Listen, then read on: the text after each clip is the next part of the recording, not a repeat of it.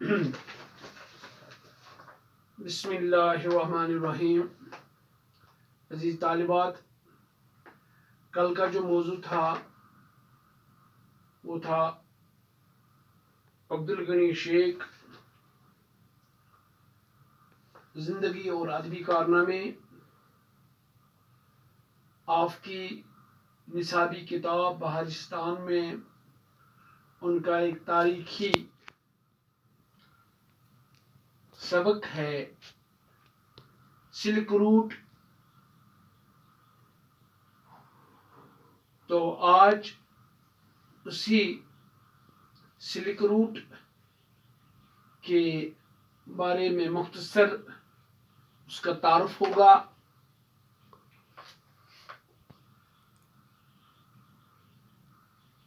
یہ جو مضمون ہے آپ کی درسی کتاب میں سلک روٹ، یہ تاریخی کتاب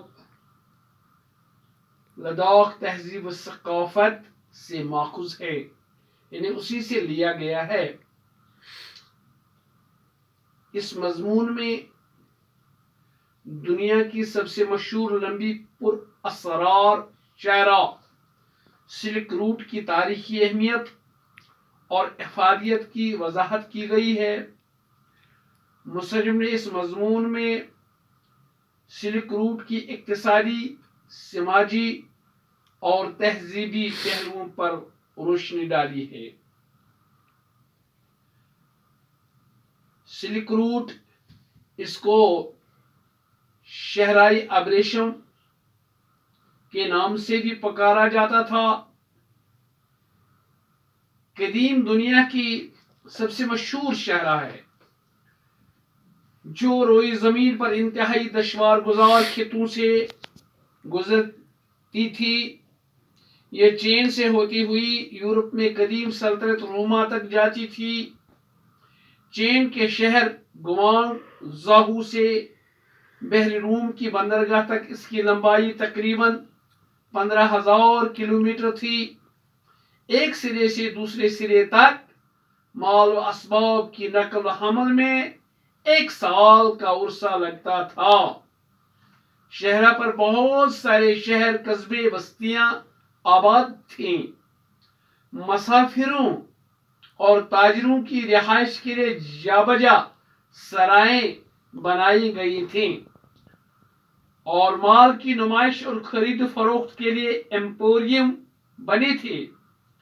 اس شہرہ سے صدیوں تک تاجر سفر کرتے رہے. مبلغ، یاتری، فوجی اور مسافر سفر کرتے رہے. جہاں جہاں سے لوگ گزرتے تھے وہاں اپنی تہذیب کی چھاپ اور نشان چھوڑتے تھے.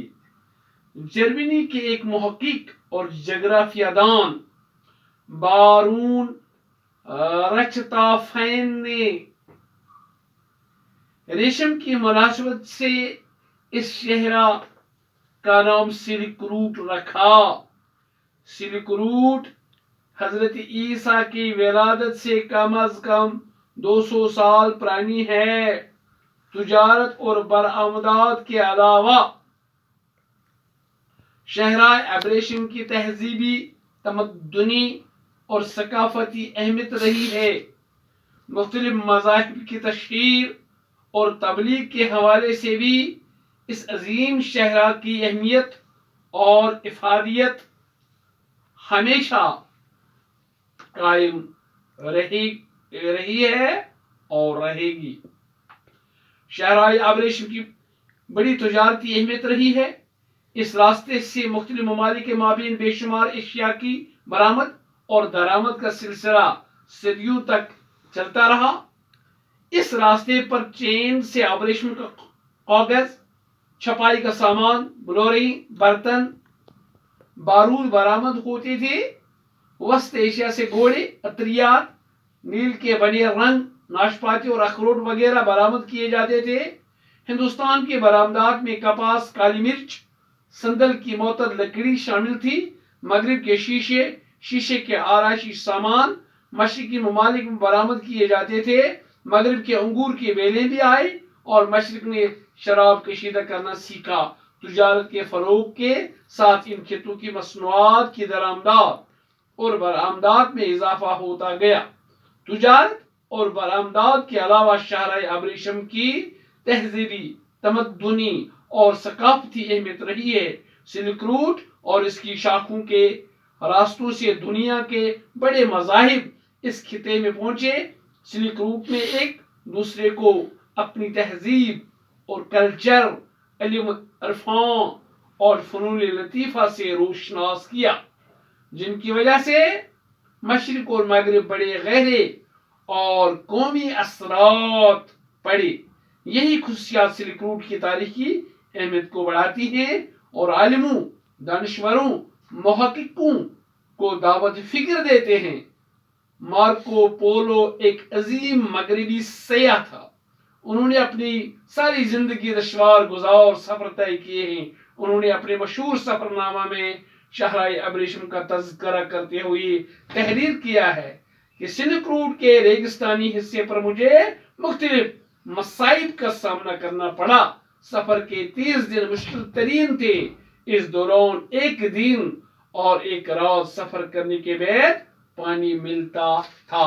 یہ مختصر جانکاری تھی شاہراہ ابریشم یعنی سلک روٹ کے بارے میں، اور کل اسی کے متعلق اس میں جو اتنے سوالات ہیں اور جتنے بھی اس میں اہم باتیں ہیں، کل ان پہ انشاءاللہ گفتگو ہوگی۔